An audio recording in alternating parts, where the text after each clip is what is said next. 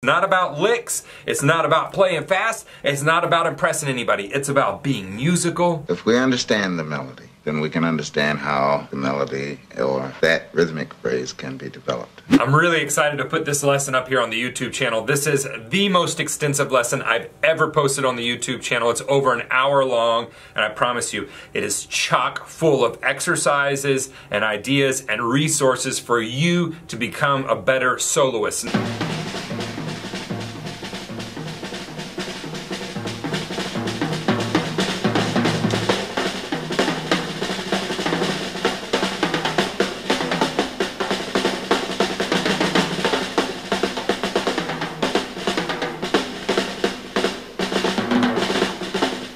Soloing is something I get asked a ton about, even though as drummers it's not something that we do a ton of. But with the advent of the internet, soloing has become forefront in drumming, and sometimes it's viewed as more of a sport than it is a music or a musical type of a thing. And so this is something I struggled with years and years ago for a very long time, and most of it was just accepting who I was as a player and then being able to put that on the drum set and being okay with that. Being okay with that some people would like that and some people wouldn't. Now here, I just want to make you a promise real quick about this. If you will apply the exercises I'm talking about, really go in depth on them and really dismantle your thought process about soloing, you will A, become a much better soloist, you will B, like you're soloing a lot better, and C, I promise you, it will change your sound. And that's not just me saying that, that is from countless students that I've sat in a room with, and in less than half an hour, by taking them through some of these exercises,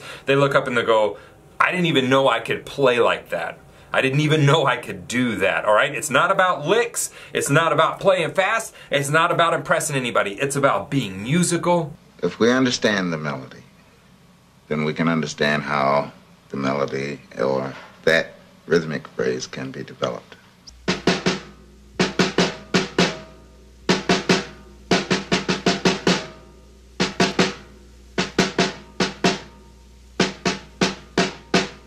So, now to put some substance to it, it's about using the tools you have, and it's about saying something on the drums. That is my view of what a drum solo is. I come very much from starting to gig at an early age, and so from the get-go, I was about the music.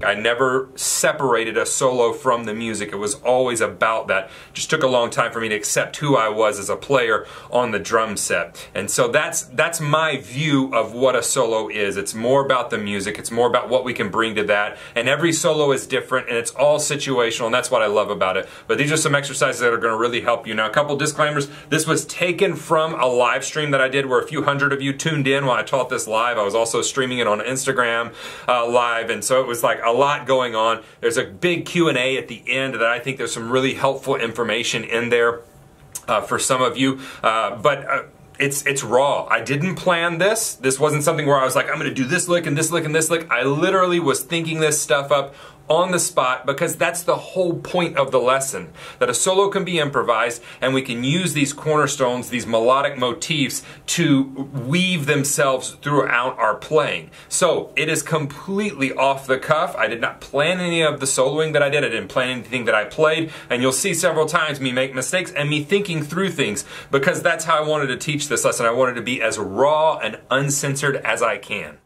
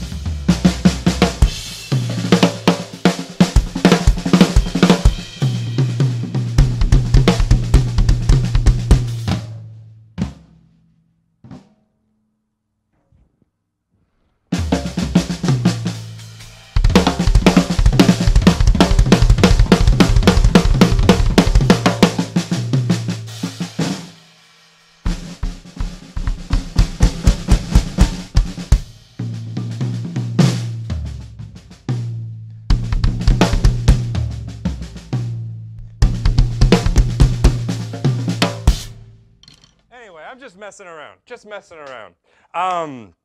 Yeah, welcome everybody, new, old. Instagram, we're streaming on Instagram too, so if that happens to go bad, then sorry about that. I literally just thought, hey, wouldn't it be awesome just to hang out with everybody? Because, you know, it's like, you know, life is going on. Earlier this week, I've been sick a lot, like, and that's abnormal for me. And I was like, you know what, I just want to hang out. So this is my version of like, of hanging out with you all. All right, so we're going to be talking about, I'm really excited about this topic though. We're going to be talking about soloing. And what you saw there was completely improv. I didn't, you know, and it is what it is. It happened and it moves on, okay? And I wanted to do that just to show you, like, I'm a real person, I have nerves too. I loved that I dropped my stick. I think it's the greatest way to start a lesson ever. There's nothing more humbling than going into a solo and completely dropping the stick to the point of where you can't actually get to it. You like have to move equipment. It's not like, oh, let me pick that up. It's like, oh, wow, so it's way over there. So we're going to talk about soloing. This is an issue I had a lot of trouble with myself. A lot of you know, some of you don't. When I was 19, I started gigging full-time. I started gigging before that, taking professional gigs, but I started gigging full-time when I was 19 on Bourbon Street. I had the house drummer gig at the John Wayner's Famous Door. It's on the corner of Conti and Bourbon Street, and then later at BBC. And so I was thrust very early on into a situation where, like, I needed to know how to solo, because they just looked around. They're like, hey, it's your turn, you know, you need to solo. And this freaked me out for years. I had a lot of trouble. I had like a block with it, and I had a lot of trouble finding myself and being comfortable soloing. Now I will solo and get up and go window shop, and it's really no big deal. You know, I think, well, that just happened then, and, you know, whatever needed to be said was said. So what I want to get to you with this lesson, and you guys on Instagram and whoever's watching, chat on the chat board if you want to. If you have questions, send those to Steven@stevensdrumshed.com, and I'll try to get those at the end of the lesson. So what I want to do mainly is give you a mental shift, because I do this with students all the time, and if I can get them to shift mentally, then all of a sudden their playing opens up, and whereas somebody that came in a half an hour before telling me they couldn't solo, they leave like playing beautifully. They play beautifully, and so it was just a mindset block. So if we can get past that, the first exercise I'm going to give you is going to seem somewhat simplistic, but that's okay. The second exercise we get to is going to be more conceptual, and you'll be able to add as many chops to that as you want. My goal is not for you to be impressed by my drumming. I could care less if you're impressed by my drumming, seriously. My goal is to teach you how to take your drumming where you want it to go, okay? That's all I care about doing. So this lesson is not about me showboating at all. You won't see any of that. I'm going to give you tools to use. So the first thing we want to do, somebody said I still get freaked out. Hey, my son asked me at dinner, he knew I was coming to do this lesson. He's like, Dad, do you get scared when you solo? And I'm like, well, you know, I mean, there's a certain amount of nerves that go with that, bro. Like, you know, it kind of amps you up, you know? So it's a totally normal feeling. But I used to get the feeling of like, oh crap, like the plane's going down, we're gonna hit. And so the first 4 measures, I would play everything I ever learned, ever, in 4 measures. And then I would not know what to do. And if you apply what I'm going to talk about, the only reason I know this works is because I've used it on tons of students. If you will apply this, you will leave soloing differently. You will sit down at your drum set and you will solo differently, I promise you. Just shift that mindset. Okay, so the first exercise I want to give you, first of all, let's take a look at the sheet music. Check out that sheet music. That is one of the most famous drum solos in the world. Take 5. Joe Morello played that thing. Of course, it's in 5/4. But notice the lack of black ink. That solo is not about chops. What it is about is melody, phrasing, resolution. He uses a couple single strokes. Joe like hints at the amazing hands that he had. He had amazing clarity in his single stroke rolls. And he hints at that. But he's got, you know, like some flam taps and things like that in there, but nothing, a lot of triplets, a lot of 8th notes, and he's making these melodies and referring back to them. That's one of the most famous drum solos in the world. And the reason I point that out and gave you that sheet music is because I want you to understand that a drum solo is not about you like dominating the audience. It's about you and the audience having this experience together. If you can do that, you're going to leave every solo feeling very comfortable. I don't care what anybody thinks of my soloing. I'm very comfortable with my soloing, and I'm improving it all the time. So the first exercise here. The first exercise is, and I'm trying to keep up on the chat board, but there's going to be no way I can do that. It moves too fast. The first exercise. So this is an exercise of limitations. And what I want you to do is I want you to place some limits on your playing. All too often we think that we need to add more things to our playing, and I focus on taking away. So what I want to take away is your subdivisions. In this exercise, you're not allowed to play anything above an 8th note. And some of you are like, I'm out of here. I'm out of here. This isn't it. Just trust me. We got to shift the mindset, and this exercise is so important. So you're not allowed to play anything above an 8th note in speed. Anything below is fine. Rests are encouraged. Give it room to breathe. Listen to take 5. There's a ton of space in there, and it's very effective. Okay, between that vamp with the piano and the bass, it's really effective. And I want you to have that kind of effectiveness with your soloing. So nothing above 8th notes. And here's a couple of things that we are going to focus on, and I'm going to go through and show you exactly what they sound like and how powerful they are. We're going to focus on things that I call the big 7. Those are dynamics. You're going to be focusing on articulation. You're going to be focusing on, of course, I'm going to blank here, groove, melody, flow, technique. All of these things are big picture items that whenever I do an audit of like the best in drum solos, excepting for Buddy Rich, who was just amazing all the time, they're using, and he used these too. I don't want to belittle that. He just was a lot of flash. They use these tools to great effect. Listen to Antonio Sanchez. I almost blew the internet up whenever I saw a comment on one of his solos a couple of months ago that said, you know, this is the most boring thing in the world. And I'm like, you missed life, buddy. Like, you missed the boat. Everything is gone. You don't understand it. So let's take this, and so let's focus on just 8th notes, and I'm gonna focus on the first one. Let's focus on melody. So it's like, okay, here's our tempo. So I can't do anything faster than 1 and 2 and 3 and 4 and. We're placing limits on our creativity. Okay, cool. So I'm going to just make a simple melody. 2, 3, 4.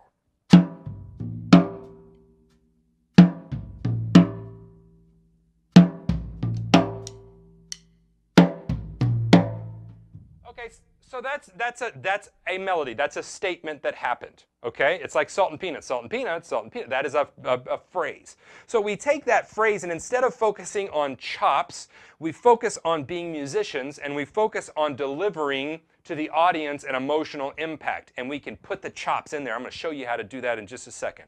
Okay, so here's a phrase. Okay, so I can't do anything faster than that, but what happens if I use some dynamics and then I maybe add some other subdivisions, some space? I'm just going to use those two, dynamics and space.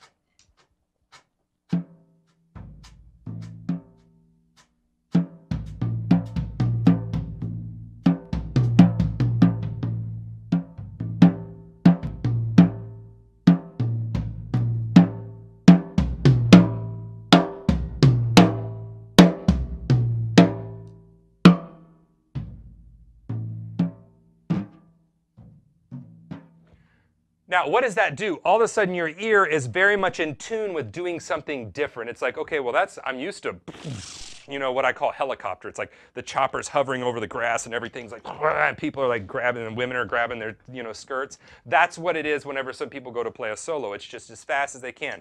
I want you to back up. Okay, now that we've focused on that, maybe we can focus on something like articulation. Articulation is the temperature of a particular note. Dynamics is the temperature of the room, the temperature of the piece. So I can talk very soft and articulate my words. So I can add a stinger to them if I want. Whereas dynamics is the overall volume of my voice. So what if I add some articulation in there?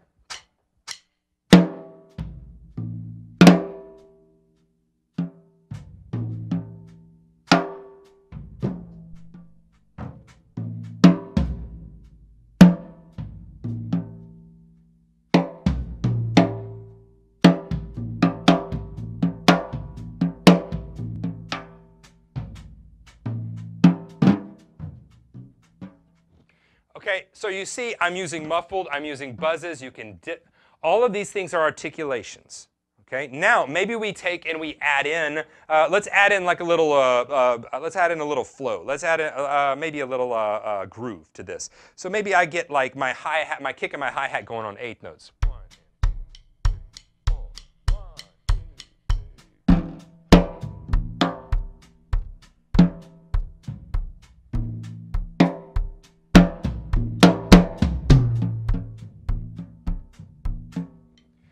And now we've just focused on this one. Let's add another melody that I'll refer back to. Let's add a simple melody. You saw me refer to it in the opening solo. I like how I'm tying that together. It's this. So now our melodies are this. And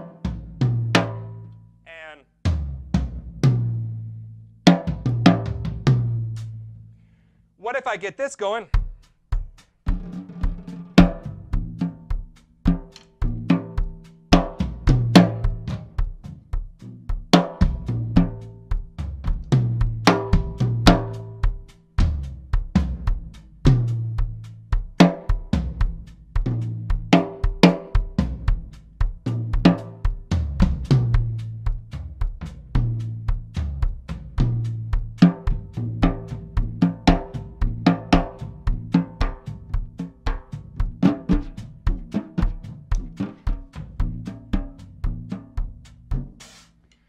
And I haven't added anything else in. All of a sudden, my focus, my mind is now shifted from chops, chops, chops, chops to, oh man, I wonder what sounds I could explore. Like I wonder what tones I could get out of this drum. Did you know that your snare drum does not just have this tone? It's got all of these.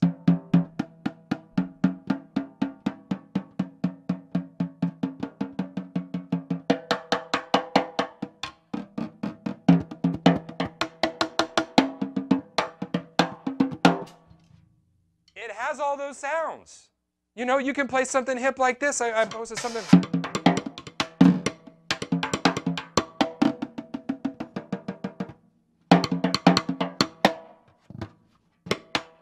Right? I mean, all of these, I'm just messing around with them. You can make those noises. But the drum actually changes tone if I just put my thumb here or if I put my finger in a different place.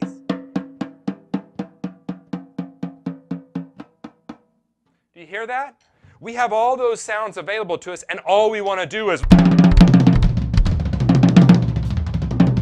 Right? That was ridiculous. It's what it's supposed to be. Tight and just fast and tensing up and not good at all. That's what we want to do. But that's not what I want you to do. I want you to be better than that. And there's nothing wrong with that style of drumming. So my first thing is to focus on melody, dynamics, flow, groove, articulation, all of those big 7. And we want to break out of our box and begin to focus on that. And then put some things in between that. So let me use that melody, and I'll put a couple of things in between that are different and kind of break it up a little bit.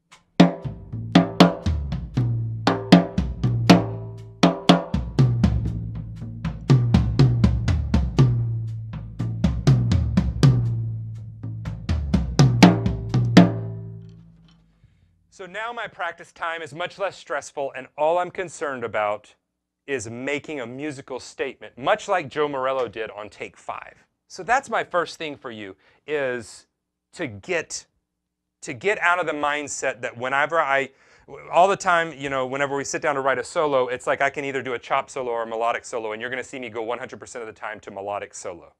Now, let's get into how do we add our chops into a simple melody. Once you've done that exercise and you limited yourself to 8 notes and tone and all those things, now how do we add our chops? Okay, I'm glad you asked.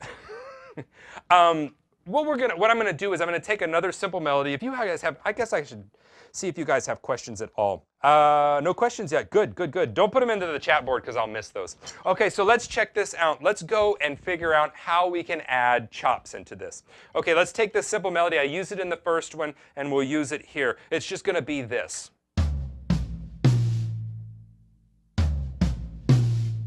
Now, that's the melody. They don't have to be evenly spaced apart. There's no rules here. As long as I hit them in that sequence, I'm playing my melody. Okay, so from that point, I would then begin to explore and go, okay, cool, well, I got that. What can I do with that? Well, what are some two-note phrases that I know that I could do with that? Well, real simple is singles. That's a real simple one.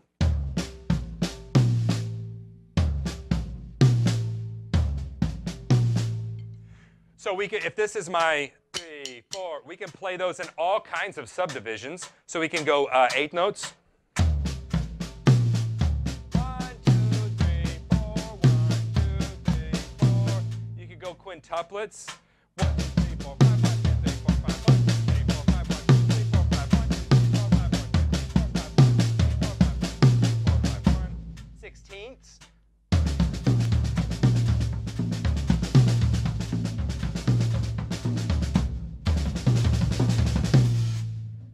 And that's just going through subdivisions, right? Quintuplets are kind of fun to do that with.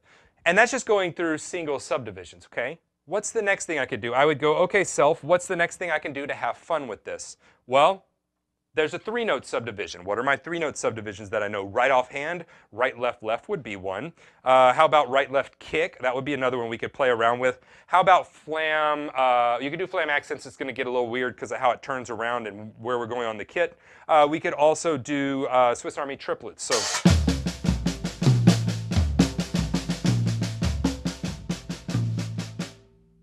Now, I wouldn't just do Swiss Army triplets in 8th notes.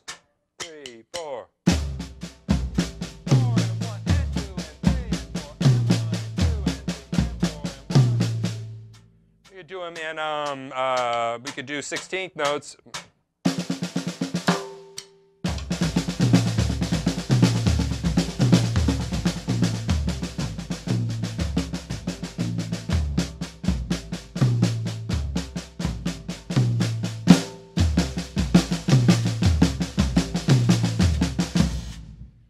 So threw some quintuplets in there, some triplets, some 16ths.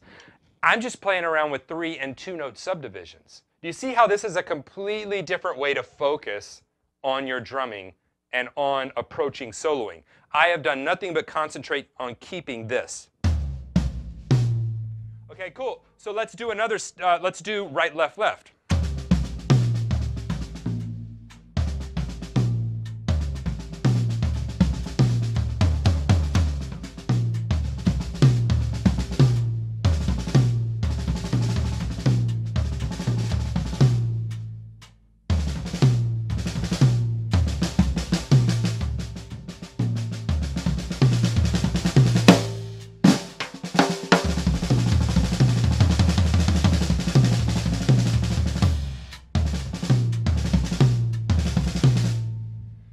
That's just right, left, left. Let's do right, left, kick.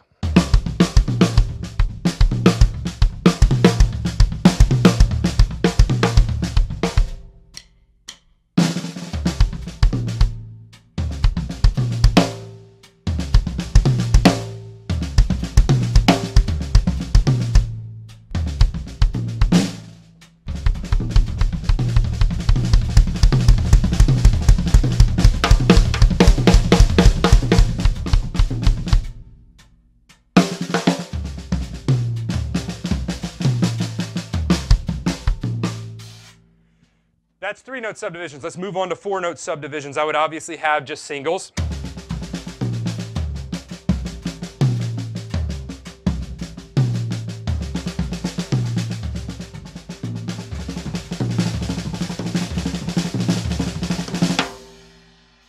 What if we did something like a right, left, left kick?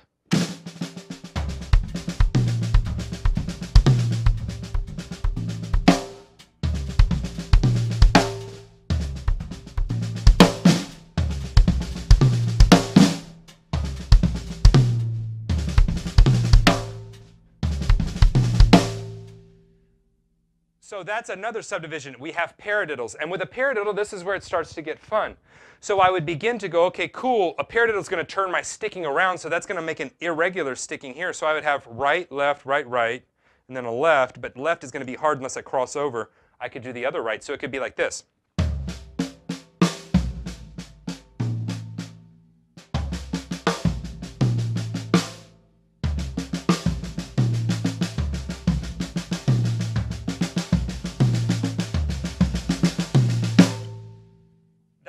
fun, and I just thought that one up, okay? And do you see, I've now had a creative journey, and I'm worrying 0% about whether I'm impressing people with my chops.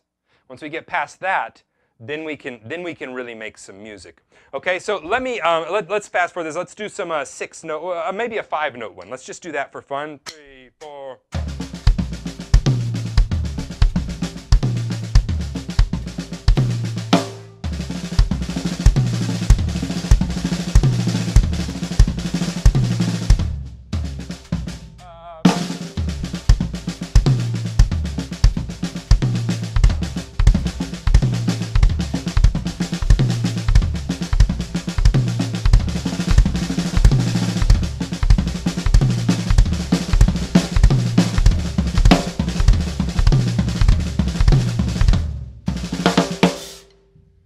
We can have a lot of fun. What I did was diddle of the bass drum.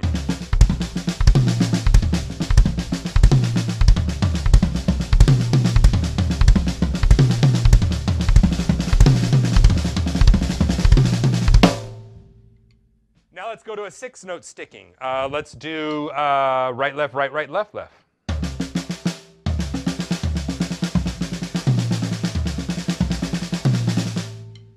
If we did an inverted paradiddle diddle, it would sound like this.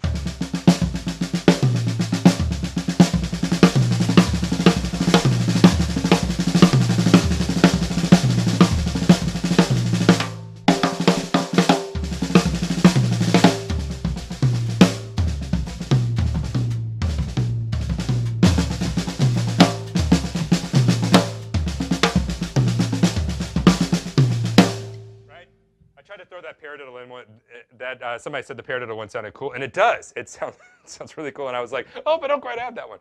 But this is part of the fun of it. And then we can go into if you're streaming this, by the way, the best browsers for streaming are going to be Google Chrome and I think it's Firefox. Those are going to be the two best for streaming if you're streaming this on the website.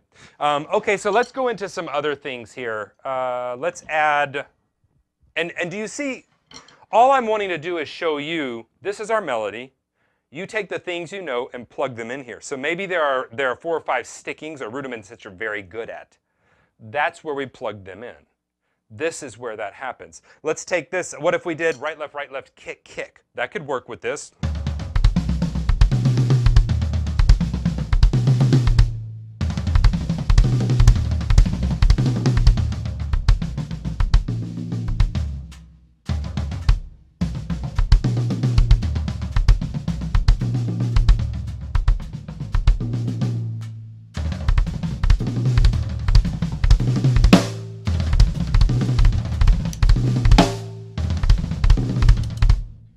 So we can do several different ones. This tom is at a weird place. It's at a weird place in my life.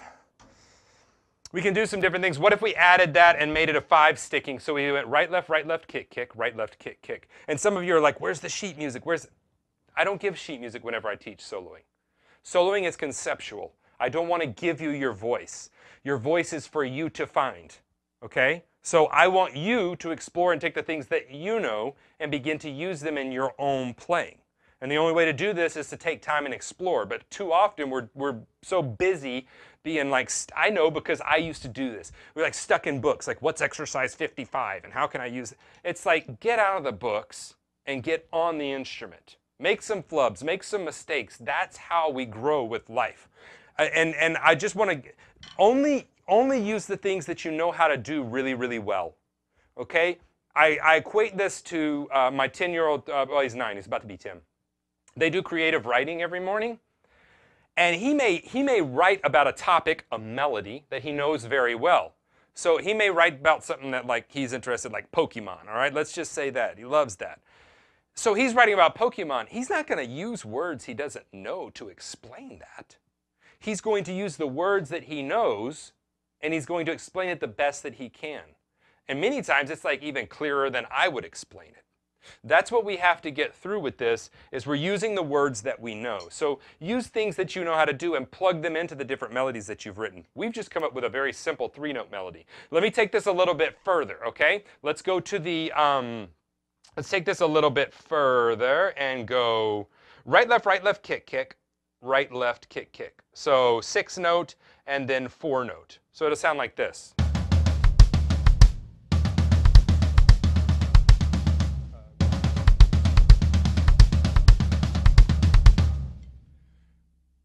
That makes a 5 note phrase.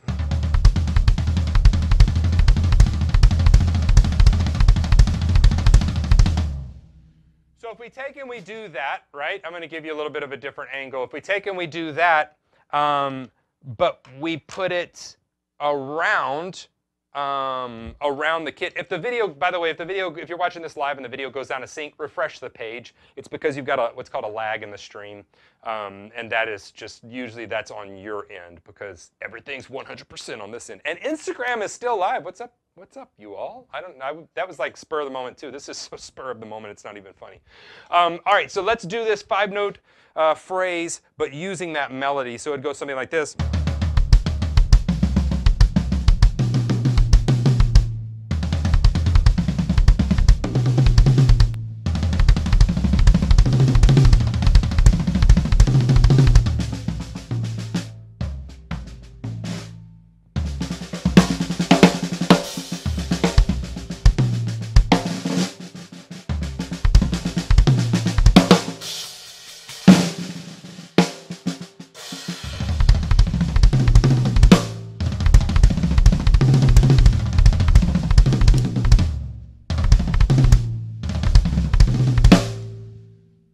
Just kind of having fun with this melody. And of course, once I decided on what I wanted to do, I would then refine it and go, okay, cool, I like that idea.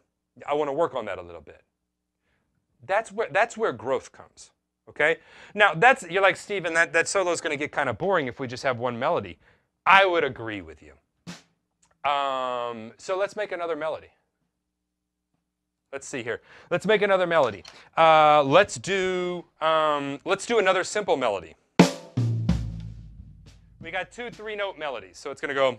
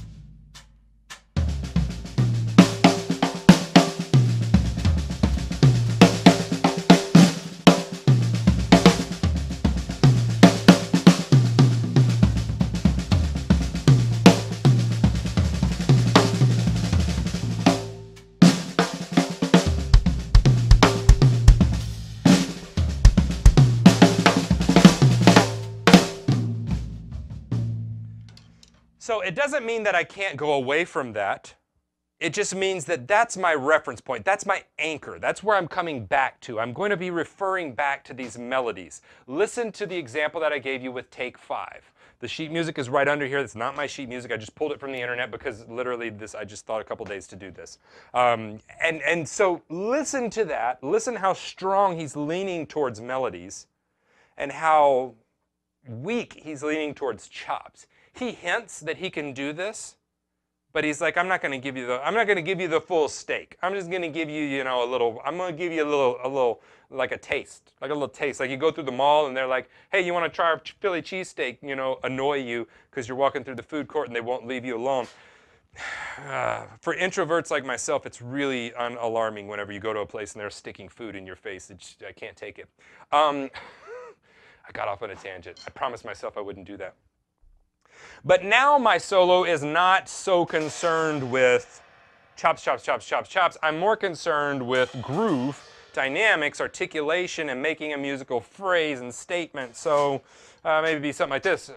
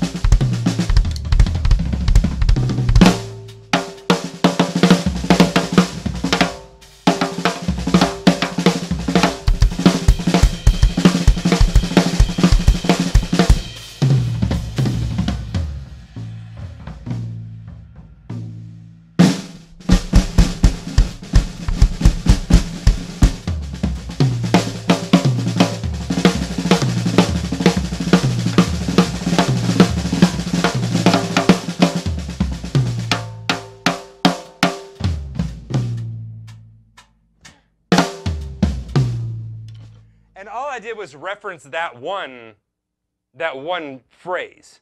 I didn't even include the other phrase, and I kind of went away from it. So that's what you. And with gosh, you know, I'm gonna sound so much like an old man. I love technology, everybody. I love it. I love technology. You know, I'm gonna start quoting Napoleon Dynamite here in a second.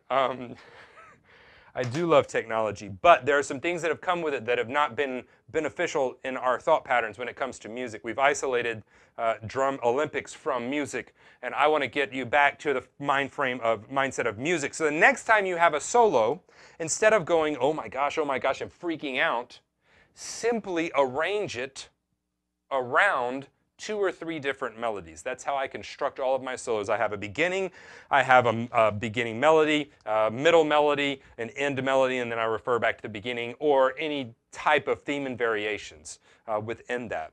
Oftentimes when I'm soloing, I will actually solo according to the melody of the song that I'm playing. And so,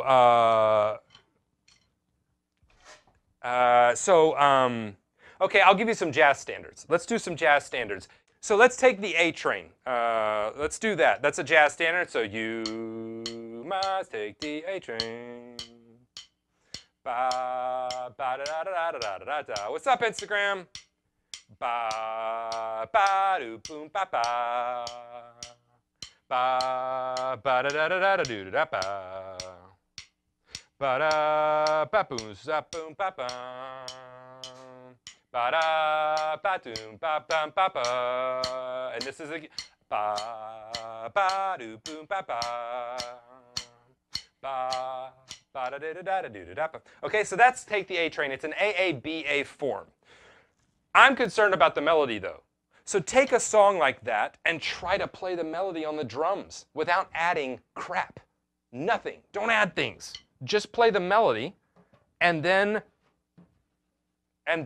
I'm losing my train of thought because I'm switching camera angles. And then once you add the melody, then it's just going to be fun for you. So let me show you how to do this. So if this is 2 and 4, 1, 2, 1, 2, 3, 4.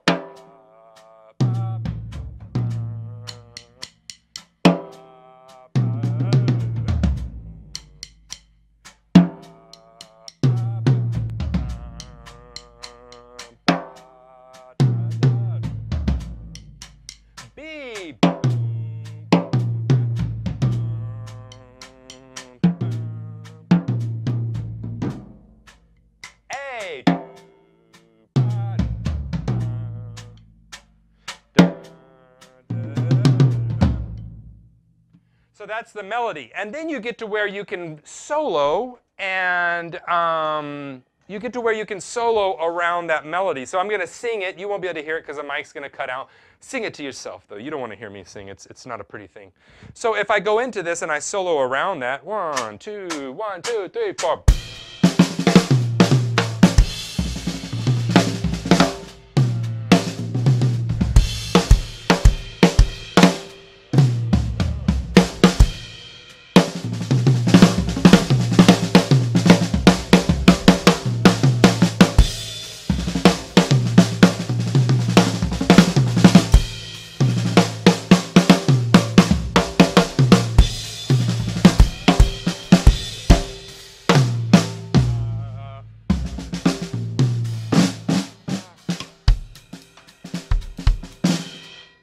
And it doesn't have to be jazz. I don't want you to be like, Stephen, I don't play jazz. Then don't play jazz. Don't do a jazz solo.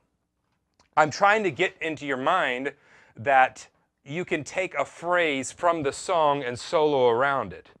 Let's take let's take something that's easier. I'm just going to make one up. This is going to be awesome in case you don't know. This is literally me just like freestyling. I'm just going to do this. So it's going to ba stoom ba doom ba da do ba ba stoom boost.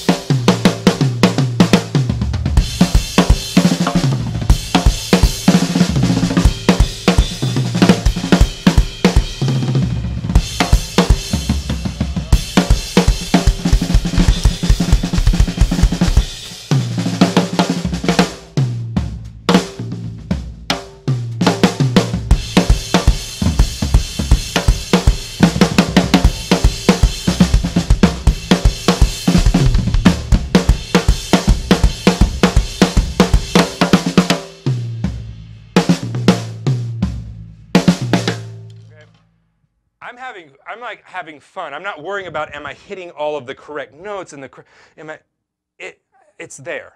And what I would do from there is I would refine that. I would go, okay, cool, I like that melody. Bass, doom, ba, do, ba, da, dicka, bass, boom, ba. Then I would add something else to it. And I would build a solo around that. So if you're in a band setting, whether it be a rock situation, pop situation, jazz situation, I'm out of breath. I think that says something, guys. Cardio is good for you, and I don't do enough of it. It's so sad. Where was I before I was talking about the demise of my body?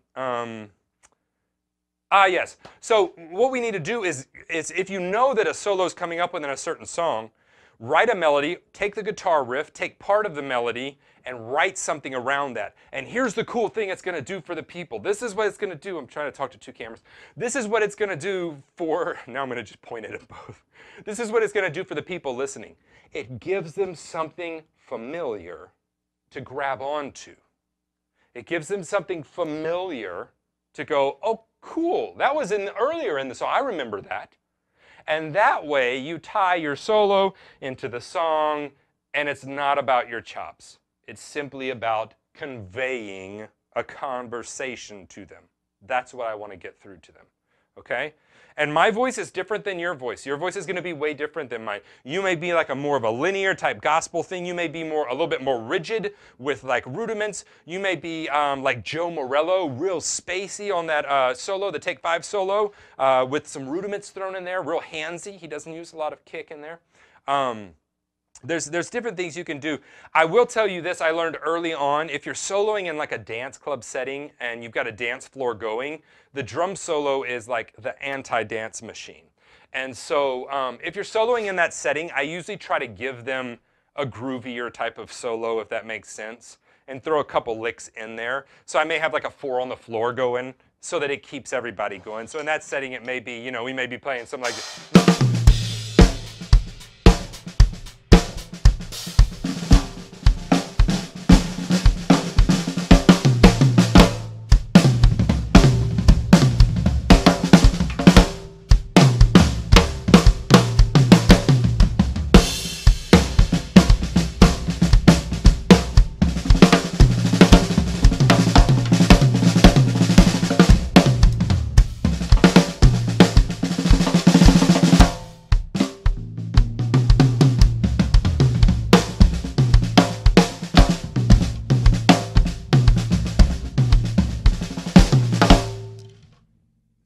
Do something like that, and then towards the end of the solo, have like 20 or 30 seconds where I really just like kick it off, use the kick drum a lot in things, and then come back into the groove. Be aware of the situation that you're in. I just kind of wanted to mention that before it got too far. Like, be aware of the situation you're in before you go chopsing away and kill the dance floor. Because the quickest way to get fired is to dump the dance floor for the club and everybody leaves. Especially if you work on a street like Bourbon Street, because there's like 8 million clubs. And so if they don't like yours, they'll literally just step outside the door and go 2 steps and they're in another club that's like way better than yours, right? So you really have to understand how to hold the crowd. Just be aware of where you are. As well, if you're in a bigger venue, study drummers that solo in bigger venues. Excuse me. Study, Neil Peart is a great one. Peart. He's a great one to study. John Bonham's a great one to study. Steve Smith when he's out with Journey. They're all great. They do great arena type solos. Okay, so it just has to do with the situation. But that's going to be the lesson, is take the first exercise that I gave you, and that is take everything away except for you can't play anything faster than 8th notes, and we're focusing on melody, groove, tone, articulation, dynamics. Once you get that, then take a simple melody and try to build some of your licks into that simple melody. And doing that, you're going to find that you construct a solo that is very fun to play, the audience loves, allows you to show off a little bit, but overall is musical. And that's really what we're going for. So let's get to a couple questions. Let's see here. Boom. I'll just mention again, I would have to check. 10 people, the first 10 people that sign up for a membership, I'm giving away 3 free books. It's like $60 value. But you'll have to wait for me to get off the lesson to send you the books because I didn't plan any of this. Are there any strategies for, this is from Dwayne, I guess it is, Gable. Are there any strategies for effectively integrating the kick into solos? I seem to be stuck with my hands with an occasional kick cymbal hit thrown in there.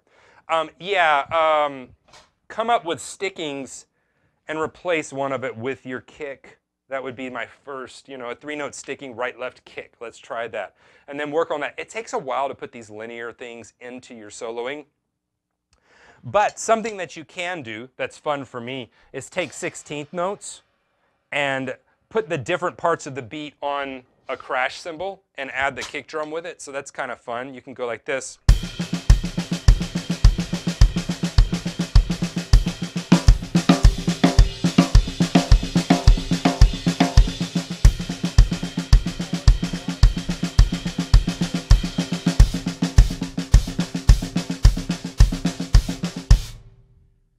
And then I would take and do like 1 and then 3 and.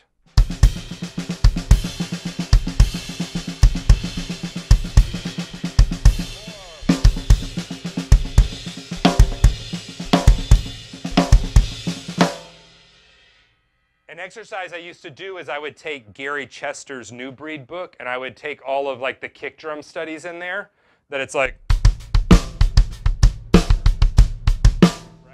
playing like, Gary's got you playing like 18 different things with your right hand, and it's a lot of coordination. And I would take those and I would put those on the cymbals. So if it was like, if the pattern was 1E and a, it would be like.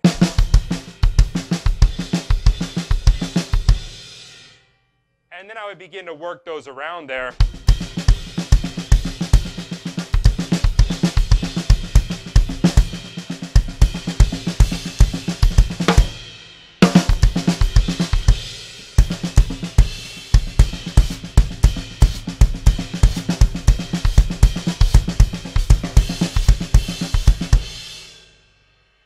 I'm just using 16th notes, but I just go through them very methodically.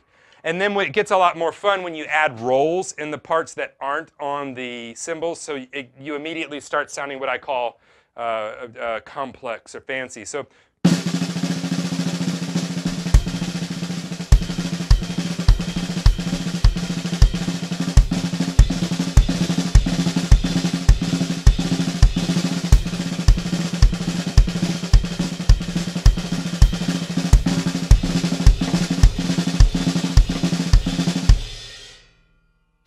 Do the same thing we did earlier.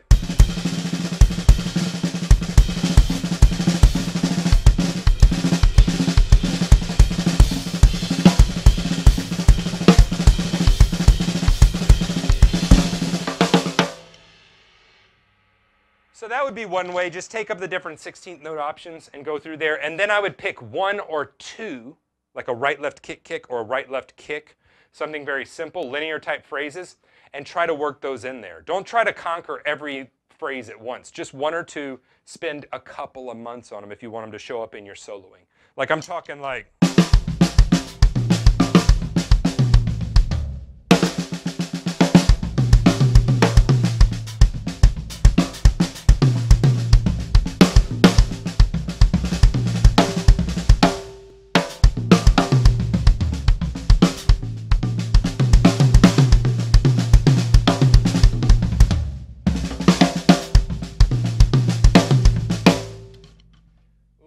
Of just work that through, okay? That's the only way to add that is slowly and methodically. That's a great question, though. Great question. Solo live question. When you're, this is from Andrew Torres. What's up, brother? Instagram. Yes, your picture gave it away. When you're soloing with this frame of mind, does time become relative, i.e. pushing and pulling tempo, and how would you cue a band back in if this is the case? Okay, that's a good question, Andrew. And it depends on the band, and it depends on the setting, as if I'm going to make time relative. So I can make it sound like time is relative, but I'm actually still in time. So I'm going to sing the melody to take the A train, and I'm going to get pretty spacey with it. Here's going to be 1, 2, 1, 2, 3. It's going to be da, ba, do, boo, ba, ba. So I'm going to be singing that while I'm soloing. 1, 2, 1.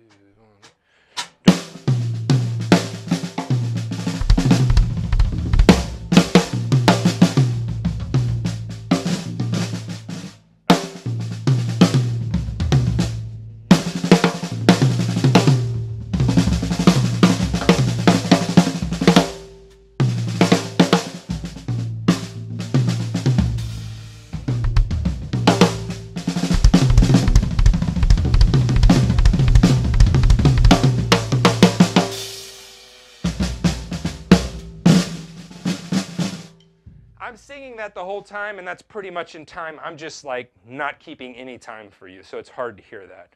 But if I kept time for you, 1, 2, 3, 4.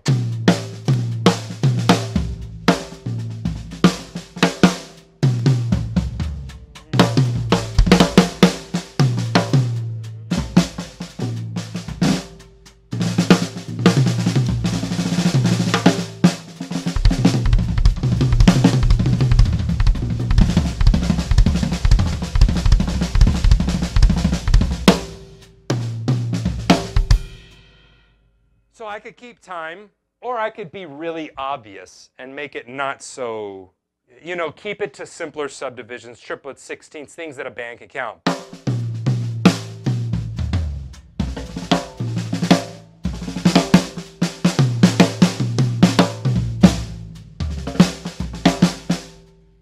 It just depends on the band you're with. If you have to babysit them, that's going to be, it's a pain, but sometimes you have to do that. And so, don't feel bad if like you're having to babysit a band. It just depends on the caliber of player you have with you is all. That's a great question though. And how would you cue a band back in if this is the case? Usually if I have a song form, I give them a very big cue. So it would be like if I'm on the last phrase of Take the A Train, it'd be like this, 2, 3, 4.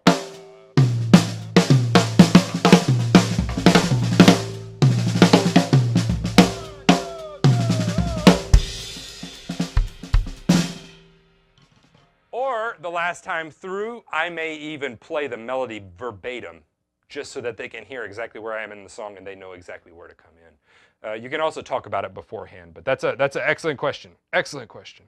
Next question from Giovanni Resende. How do you approach drum books? I mean, I usually go through them more than once in order to throw some different ideas into the exercises.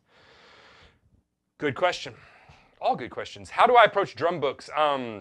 Instagram, you still hanging with us? I don't even know how this sounds through that phone. You may be like plugging your ears like, this is, you know, iPhone, why can't you mix a drum set better?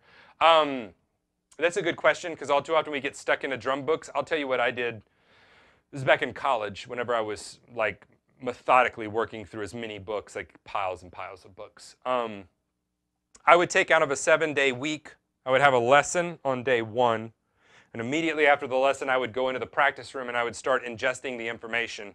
And I would have my goal for the week, what they wanted me to complete. And my goal, I would spread out and make sure that I could accomplish those things in 3 days' time. And within 3 or 3.5 days, no matter how much time I had to put in, I would accomplish that. And then I would spend the other 3 days looking at how I could interpret that information in my own way. So in other words, I would take that drum book and I would look at the concept that they were doing and I would go, okay, I have the exercises, no problem. How do I apply that to my playing? How can that be applicable for me, like real world for me? And so that's whenever I would begin to take and come up with, that's where I came up with writing out the syncopation book in 3/4 using a brush pattern and playing the 3/4 patterns on the kick drum and the hi-hat. And I came in and showed, this was Dr. Wooten actually back in the day. He's like, you got to do a masterclass on that. And I had to like teach all, you know, everybody about like, well, I just rewrote this. And it just came from having fun with it. So learn the material and then take the book and put it down and take the concepts and apply them to the kit. That's where you're going to find your voice within that material. That's a great question. Let's see here.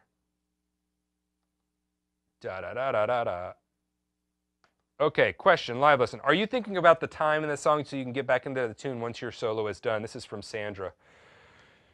Yeah, you got to think about it to a certain point. I'm thinking more about the form of the song than I am the time.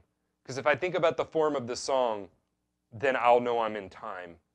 And it's actually like a relief to me when I have a click to play with because I can go off into La La Land and come back and understand that the click is where it needs to be. Because, guys, we can play the most random amount of notes here and we can notate everything we're doing. Everything I'm speaking right now can be notated at any tempo.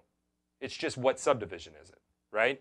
And so once we realize that time is this thing that flows and we can play with it, and you really have to work with that, then we can become a little, what I call fudgier with time. But for right now, if you're just starting out with this, be focused on the time and counting and knowing where you are in the song. That's the biggest thing. I would rather hear a drummer play a simpler solo and accomplish it and make their statement and get out of it cleanly and cue the band back in than see them, you know, puke all over the drum set with all of their chops and then not know where they are, come in wrong. I don't want to see that. I want to see you play music. That's a great question, though. I would focus on the song. Let's see here. If you got more questions, y'all shoot those in. Let's see here. That was rad. Well, thank you, Asa. I only could watch for a few minutes, but I learned some cool things that have not crossed my mind about soloing. Very much appreciated. Cheers. You're more than welcome. You're more than welcome. Digging the lesson. This pertains to the art of practice. If you want to, okay. Well, that's the art of practice. It's one of my choruses. As we're kind of getting to this, I told you earlier, if you want, I'm giving away all my books to anybody that signs up tonight for the next. I think there's only a few spots. I haven't looked anyway. The first 10 people are going to get all 3 of my books. It's like $60 value, but you have to wait till I get off the lesson to send them to you. I think the links, I don't know, it's somewhere on the website. Find it. It's no big deal. That was great. Taking a melody of any song, for that matter, this is from Willie, gives you the foundation to be so creative. I've been playing 35 plus years, 20 plus, which were full-time and never came with that idea. That opens a plethora of creativity. Thanks again. So I had a teacher, Harold Beausarge, and he played with the Woody Herman Orchestra and I think Vince Gill, Dr. John, like just monster. And my senior year in college, this is what we focused on. I would come in and he'd say, we're going to learn this song. I'd be like, okay, cool. I'd come back next week, he'd say, did you learn it? I'd say, yeah. He'd say, okay, play the melody. And I'm like, the first time he told me, I'm like, okay, seriously, that's all we're going to do? I thought I'm a senior, shouldn't I be doing? He's like, no, play the melody. So I'd play the melody, and then he would work me through, and he'd go, okay, cool, that thing that you learned over there, can you put that into the melody? Can you embellish the melody a little bit? If we come at it from this viewpoint, he really changed, revolutionized how I view soloing and saved me from myself. So I'm glad that helped you. That makes my day to know so. So that's it. If you guys have other questions, go ahead and put those in. Let's see here.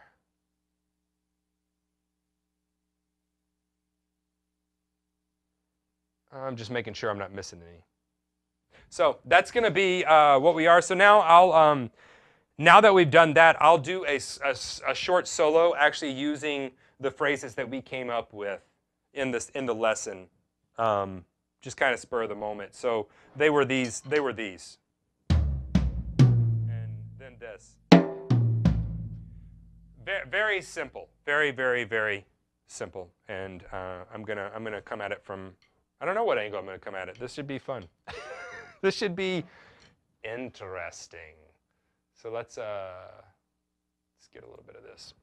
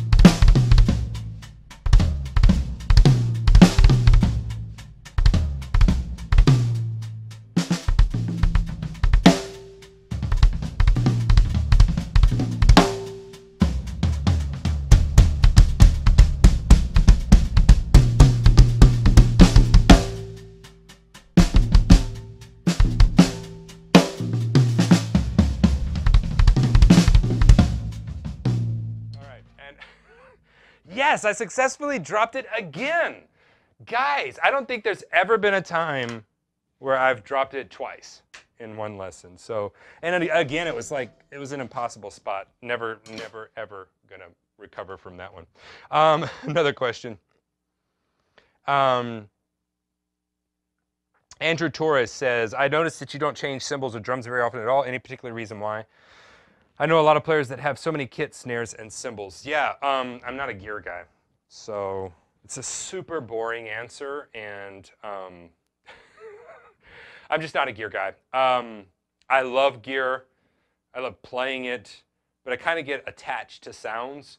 And I think that sometimes we just change sounds just to change sounds, and I would rather change myself in my playing than change a tone just because I need to change a tone. I would rather give a challenge to myself. There's nothing wrong with that. I'm just not a gear guy. I've always been, if it works, then let's use it. If it doesn't, then let's use something else, you know?